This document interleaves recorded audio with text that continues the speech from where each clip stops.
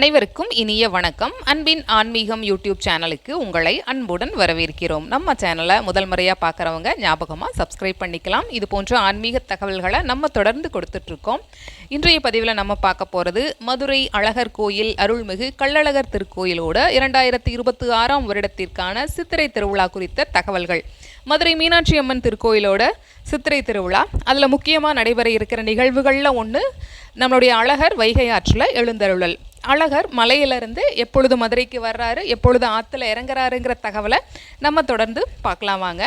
29/4/2026 புதன்கிழமை மாலை 6 மணி முதல் 6:15 மணிக்குள் அருள்மிகு சுந்தரராஜ பெருமாள் கள்ளர் திருக்கோலத்தில் தங்க பல்லக்கில் மதுரைக்கு புறப்படுறாரு. 30/4/2026 வியாழக்கிழமையன்று காலை 5:30 மணிக்கு மேல் 6:30 மணிக்குள் அருள்மிகு சுந்தரராஜ பெருமாளுக்கு 3 மாவடியில் எதிர் சேவை நிகழ்வு நடைபெற உள்ளது. முக்கிய நிகழ்வான வைகை ஆற்றில் எப்போ எழுந்தருளாரு அப்படின்னா, மே மாதம் 1 தேதி வெள்ளிக்கிழமை அன்னைக்கு காலையில் 5:35 மணி முதல் 5:55 மணிக்குள் அருள்மிகு சுந்தரராஜ பெருமாள் தங்க குதிரை வாகனத்தில் வைகை ஆற்றில் எழுந்தருளுகிறாரு. அதற்கு பிறகு ராமராயர் மண்டபத்தில் தண்ணீர் பீச்சுதல், இரவு வண்டியூர் அருள்மிகு வீரராகவ பெருமாள் திருக்கோயிலில் எழுந்தருளக்கூடிய நிகழ்வு நடைபெற உள்ளது. 2/5/2026 சனிக்கிழமையன்று காலை 9 மணிக்கு வண்டியூர் அருள்மிகு வீரராகவ பெருமாள் திருக்கோயிலில் இருந்து சேஷ வாகனத்தில் அருள்மிகு சுந்தரராஜ பெருமாள் புறப்படுறாரு. பிற்பகல் 3 மணிக்கு கருட வாகனத்தில் தேனூர் மண்டபத்தில் மண்டூக மகரிஷிக்கு சாப விமோச்சனம் கொடுக்கக்கூடிய நிகழ்வு.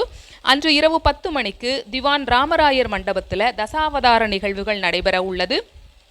3/5/2026 ஞாயிற்றுக்கிழமையன்று காலை 6 மணிக்கு மோகினி அலங்காரத்தில் அருள்மிகு சுந்தரராஜ பெருமாள் காட்சி அளிக்கிறாரு. பகல் 2 மணிக்கு ராஜாங்க அலங்காரம், இரவு 11 மணிக்கு சேதுபதி மண்டபத்தில் பூப்பல்லக்கு அலங்காரமும் நடைபெற உள்ளது.